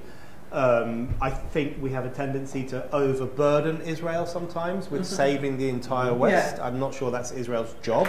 It might be a side effect of what it's doing, but I'm not sure that Israel can save us. We have to save ourselves. But many of us find Israel an inspiring nation. But I was asking people, is that, even in Israel, is that moral glue of peoplehood, nationhood, is it withering even in Israel? Or I'm assuming the majority of people in Israel are still Zionists. Yes and no. Okay, because again, it's both a class issue, but also there's this paradox. It's yes and no. It is there's a more attachment now to Judaism. There's more attachment to our nationhood, and those who don't feel that have gone farther away from it. Right. So interestingly enough, there were people who actually moved, Jews who immigrated to Israel during the war. They give some number, I don't know, I can never keep track of these numbers, you know, from Britain, France, and America or something, some kind of number. The equivalent number of Israelis moved to Berlin and to other places. The truth of the matter is that we don't know. No, we don't. It's too early to tell. But you can, but anecdotally, there's a public sentiment. But I'll say something that I noticed also, because I'm not sure if I'm the only one who came here from America as a young girl. I was born in America and moved. I mean, You're the only one. I'm the only one here. That's what I mean. We were all born in Russia. I moved here about 50 years ago. You said your family moved to England about 50 years ago. But I don't feel like a guest here. I feel like a hostess. Of course. I don't feel like a guest. No, but I mean, I raised all my children here. But one of the things that's interesting is that I feel sometimes when people talk is that they forget what the 70s in America were like. Yeah. Here we say, we don't have the word woke, but oh my God, we had every other ism, and it was really disgusting. And I was at the university early. I went early to University of Chicago. Every ism. You're a racist if you this. It was feminism and Marxism and this ism and that ism, and it was very much. And abortions. Oh, don't take away our abortions. Abortion. Okay, and anti-Vietnam War. Anyway. And one of the things that struck me moving to Israel was, thank God, here there's men who are men. You know, at university, someone who says, "Hey, baby, what's your major?" Not. I'm too afraid to walk you home. They were already eliminating the differences between men and women. They said, children, you shouldn't dress girls in pink and boys in blue. It was already, that was a long time ago already. And Israel was such a relief they hadn't gotten so sophisticated yet. And it didn't take long for Israel to catch up to that bullshit, but it made a difference. It still was slower. Israel had a socialist basis for the same bullshit, because in the kibbutzim they also tried in the communist version to erase the differences between men and women, to destroy the family, to attack religion, and also in the end, not originally, but in the end, nationalism. And what I'm afraid of, Brandon, is that leftist woke anti-Semitism is an elite phenomenon. It's bred in the university and then propagated by the most destructive strata of society, which is the press. The press, they create the press, they create the press, the lawyers, and the teachers, and this is how it's propagated. But when it joins right-wing wokeism, right-wing wokeism is a lower class phenomenon. And this, I'm interviewing Tommy Robinson tomorrow, and I have been, I was of two minds about how to conduct this, because our alliance with the sovereignist right, which is important, is losing ground because Jews are perceived as promoting immigration. And then it joins the idea that we are creating wars and then pushing our Palestinians on you. So we are in danger of losing the right. And when I approach someone like Tommy Robinson, I'm of two minds, because I interviewed Steve Bannon 2 years ago, and he swore he was a Christian Zionist. Yeah. Well, he isn't, as we see now. not a Christian. So I'm wondering if our alliance, what we are trying to persuade the world is that you're a real problem, and it's your local chapter of the problem that we are dealing with in Gaza, this radical Islam problem. Right. But if we fall on the wrong side of the immigration issue, we have lost the right entirely. But the thing is, I think I saw Tommy Robinson today at Kibbutz Be'eri. He was there at the same time as me. I'm a bit skeptical of Tommy Robinson. I'm not a big fan. Of Tommy Robinson, yeah. I think when Melanie Phillips, who I love... Exactly, we were just talking about Melanie just talking Phillips. about She said to me, no. Yeah, she's one of my heroes. I've been reading her since I was a teenage boy. Yes. She's been in the British media for years and years and years. She came out very strongly against Israel, Tommy Robinson in Israel. And she's usually right about everything, so as soon as I saw that, I was convinced. I think, so I'm a skeptic. I mean, of course, people should interview him and talk to him. I'm fully in favour of freedom of speech. The more discussion, the better, etc. So I'm not saying we need a cordon sanitaire around him and no one should engage with him. I'm not saying that. But I think, but on the sovereigntist right and the elements that are losing, who are turning against Israel, the woke right, as some people like Konstantin Kissin and others call it, the woke right. Those right-wingers are not your friends. They are not your friends. They are sons of... Because the thing is, I'm so happy. They are awful, awful, awful people. And I say this as I was on Tucker Carlson's TV show when he was on Fox News quite a few times. He used to be more normal back then because he had editors telling him to don't be crazy. Now he's doing his own... You know, on the reverse, you know, Tommy Robinsons can turn. He could easily turn against you. But on the immigration issue, this is such a big thing in Europe, where the Jews are blamed for immigration. It's a huge phenomenon. When Gadi did his interview with Steve Bannon 2 years ago, In Europe? Yes. In Europe, they are blamed for immigration. How come? Both the left and the right blame the Jews. So the left blame Israel for destabilizing the Middle East and therefore causing loads of and that's why we have people coming to London, which of course makes no sense whatsoever. And the right say that as well, but the right also have a more sinister conspiracy theory where they think not only is this a problem of Israel destabilizing the Middle East and therefore causing more immigration, but also that there is a concerted effort by secretive groups of Jews within Western society to bring people in to dilute the whiteness, to dilute the Gentile society, and to screw up. So it's become a real, a classically anti-Semitic conspiracy theory. So I'm so happy you said, when Gadi did his interview with Steve Bannon, all of my instincts were something is wrong there. And now it's out there. So I'll tell you a short story. And מעוז, I want to tell you something about middle class. When I love Ireland. When I had several instances where I go to a pub in Ireland at 10 p.m. and it's working class people, and you don't want to hear what they say. So this obsession that we have, that is justified because all of this woke Bernie Sanders class is so horrible, that doesn't mean there aren't problems on the other side. And so the story is that the Swiss ambassador a few years in Israel told me, Arik, you go out of Geneva, you drive an hour, you go into the pub at 10 p.m. The first beer, it's against the blacks. The second beer is against the Arabs, and the third beer is against the Jews.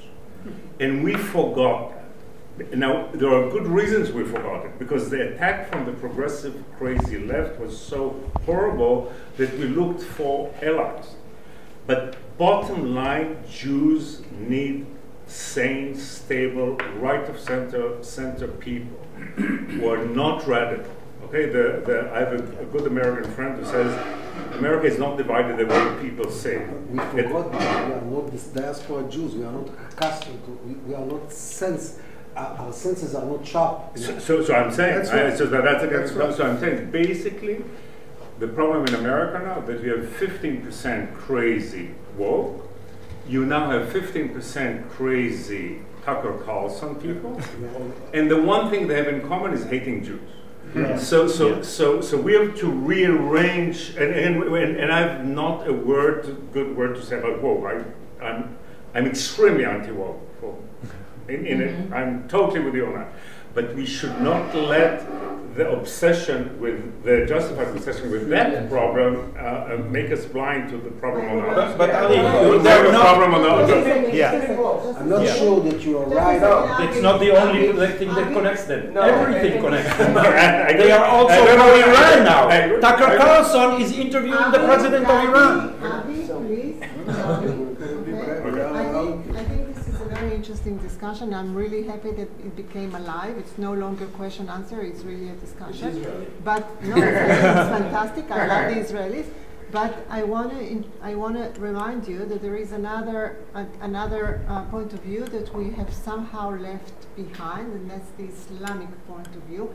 I would like Rabbi Sharkey to talk about his experience. He was invited to an interfaith conference, not in I will explain. Yeah. Yes, I would like to add my point of view, but it is more general. I think that the phenomenon is understandable by the analysis of Huntington concerning the clash of civilization. We are now in a state of things that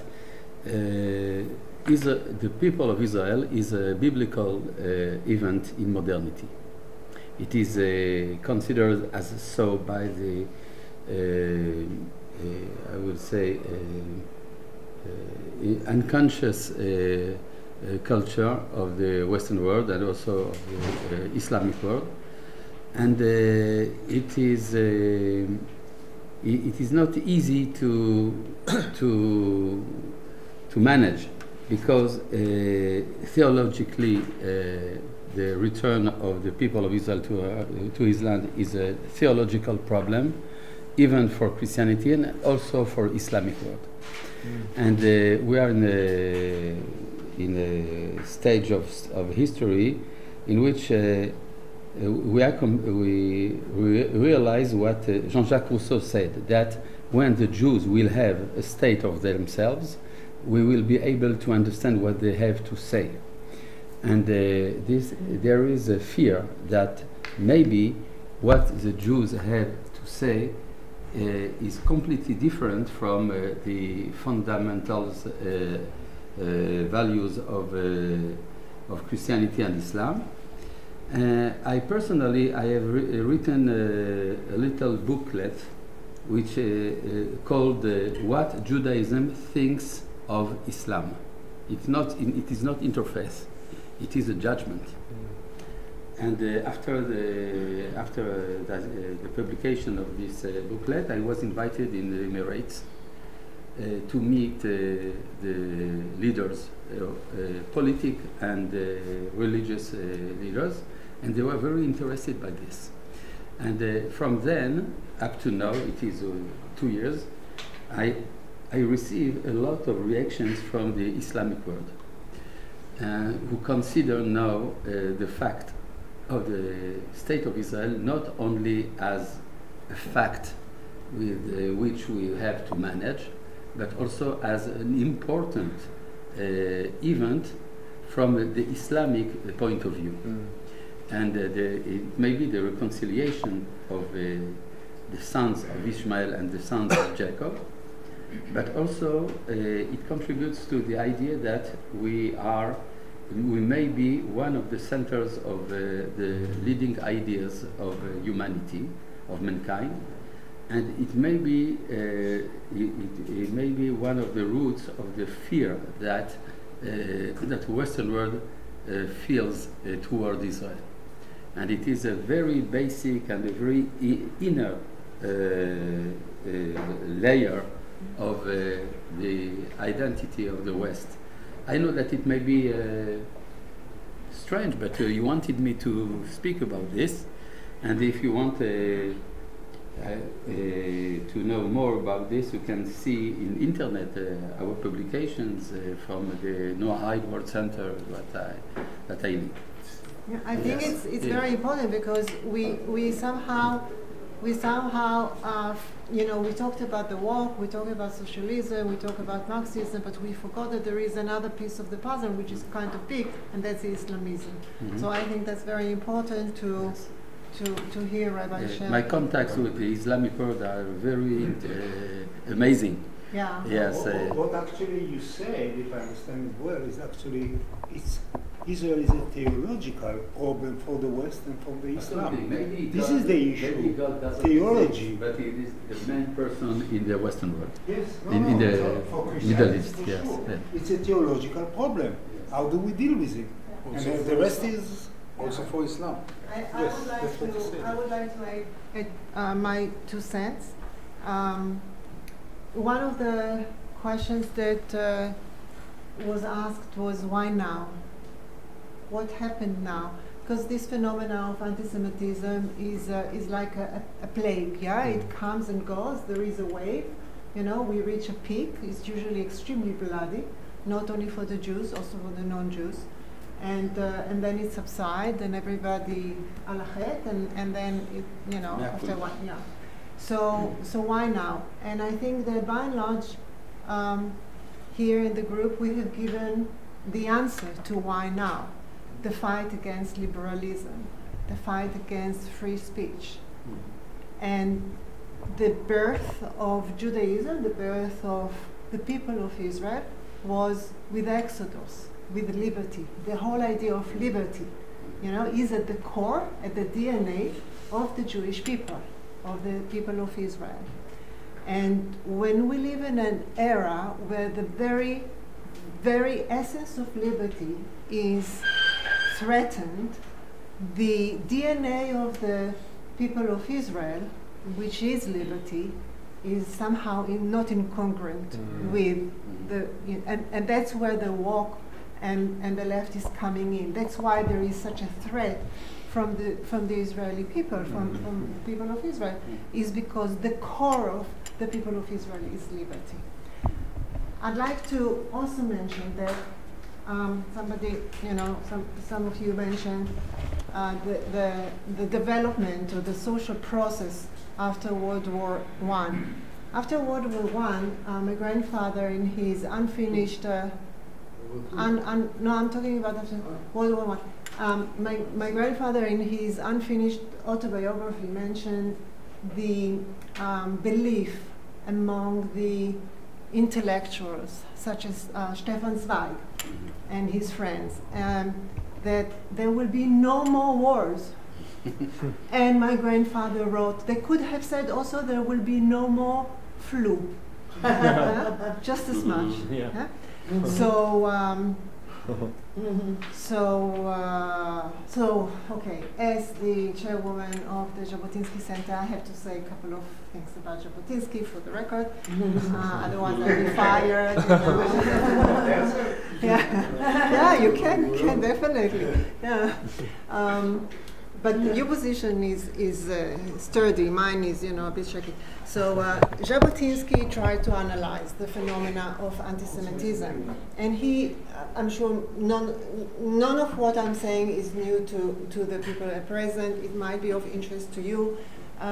He tried to differentiate between different kinds or different motivation of anti-Semitism. And he called it the anti-Semitism of things and the anti-Semitism of people.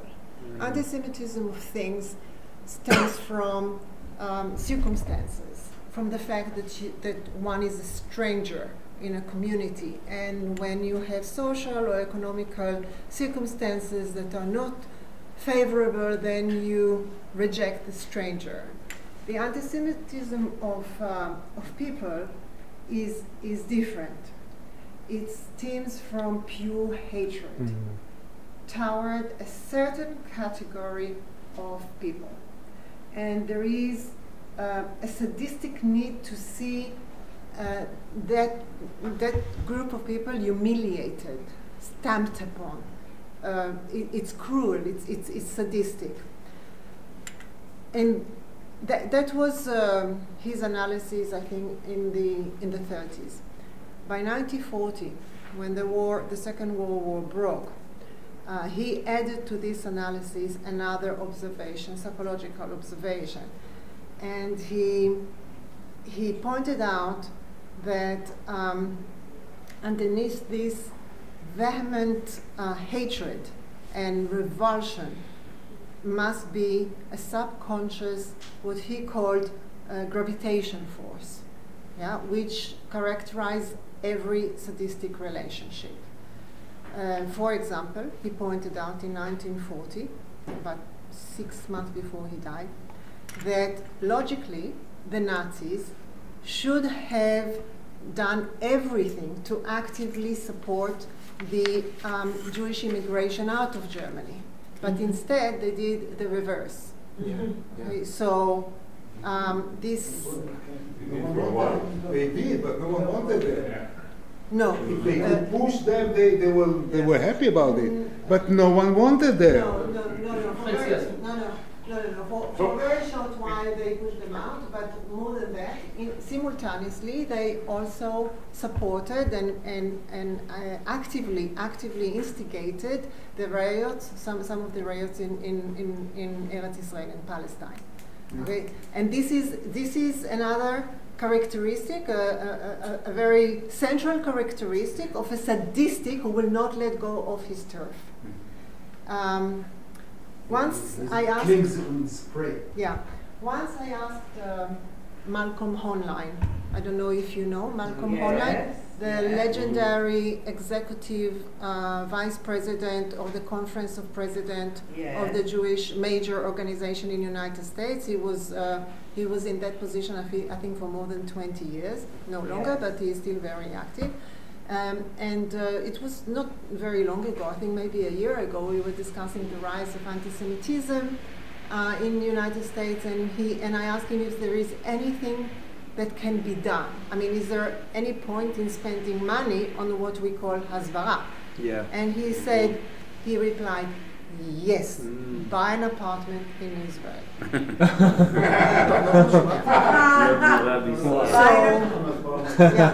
So that doesn't negate the urgent necessity to try to do everything in our power, Jews and mostly non-Jews, to suffocate the destructive wave of anti-Semitism, because we have to remember it drowned the Egyptians. Yeah. That's all I have Some to of say. them, only some of them. Not all. זה מה שכתוב אצלנו, אבל יש להם היסטוריה שהמשיכה. But it's a really important... If I may respond to some points that, Jabotinsky was very special because I'm not sure that today he was considered a right-winger. I mean, it's a problem. It's a problem. Yes, he was liberal. Yeah, I know. But he was identified with the Helsinki. Wait, I have something to tell you. Yes, with the Helsinki Declaration and so on. But the point is that it's dangerous because we are speaking about the phenomena of anti-Zionists here, and I have to tell you, it's a real problem. It's a real problem. But we cannot include all the Kaplan demonstrators in this phenomenon. Most of them, 90% of them, are devoted Zionists. They are against the government, they are not against the state. So they're against democracy. Wait. Yeah, in Israel. So we have to be very cautious about it because now we will find that 90% of the Israelis are maybe anti-Zionist. It's not that. I didn't say that. No, I know. I didn't say that. Why? Wait. It's okay.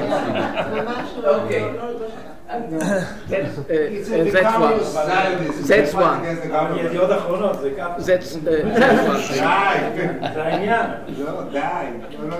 Okay. תריבו אחר כך. That's one. And to you. Wait, my last point. Avi, Okay. my last point. Yeah. Brandon, would you like to know? My last point. It's Yeah. I'm saying it because it's very dangerous to expand the anti-Zionist circles. Come on, they are not. Brandon is now going to ask Wait. about it. Last point.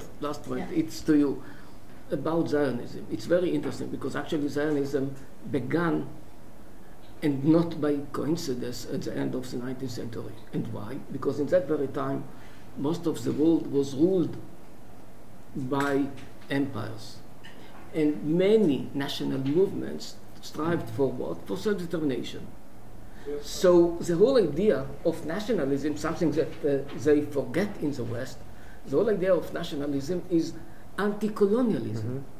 Is anti-colonial. So the Zionist movement that was striving also, because wait, no, you don't have to convince me.